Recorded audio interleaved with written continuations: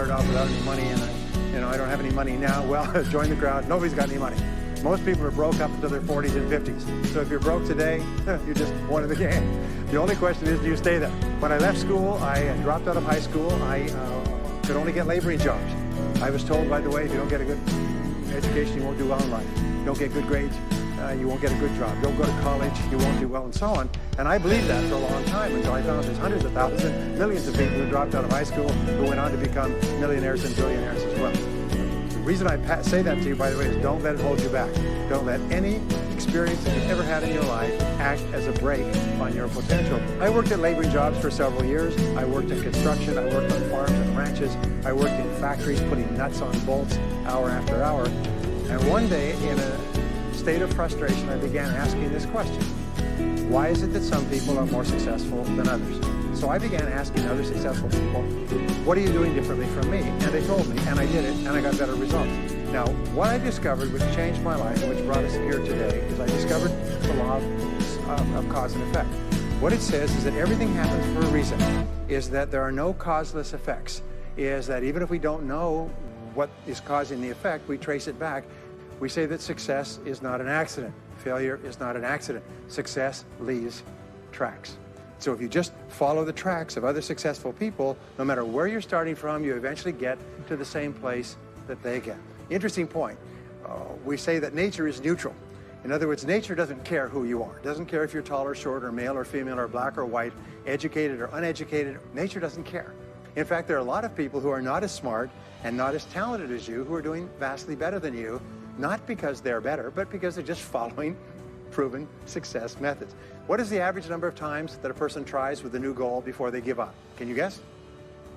Well, the average is less than one, because most people give up before they try even once. They don't even try. They say, but I couldn't because of this and because of that and so on. Someday I'll start saving money. Someday I'll get out of debt. Someday I'll lose weight. Someday I'll start a business. And most people live on someday I'll. What I found in my research is that there's a series of qualities that self-made millionaires have. If you have these qualities, your success is virtually guaranteed. The first is to dream big dreams. Dream big dreams. Practice what is called back from the future thinking and project forward. Develop a vision of yourself as happy, healthy, wealthy, thin. Practice what top people practice, which is what is called idealization. Take a sheet of paper and make up what is called a dream list.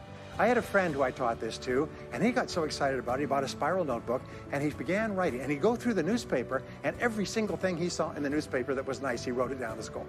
He ended up, first time through, with 330 goals. With the end of the month, he had 500 things that he wanted. The interesting thing was that his life exploded. Number two is to do what you love to do.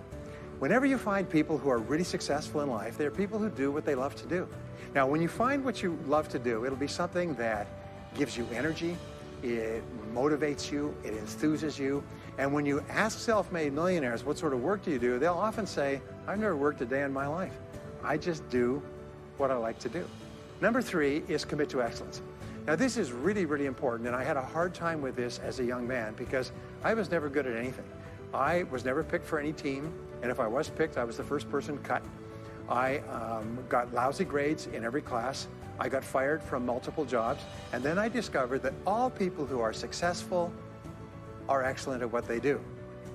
Well, being in the top 10% is where the money is. So what you have to do is you have to pay any price and make any sacrifice to get into the top 10% in your field. And there's a lot of people who are in their field and they do their job and, they go home at night and don't think about their work and so on. And this kind of an attitude means that you have no future. You have a very shaky present. That crackling sound you hear is the ice. Because if you're not doing what you love to do and throwing your whole heart into it, you're just marking time.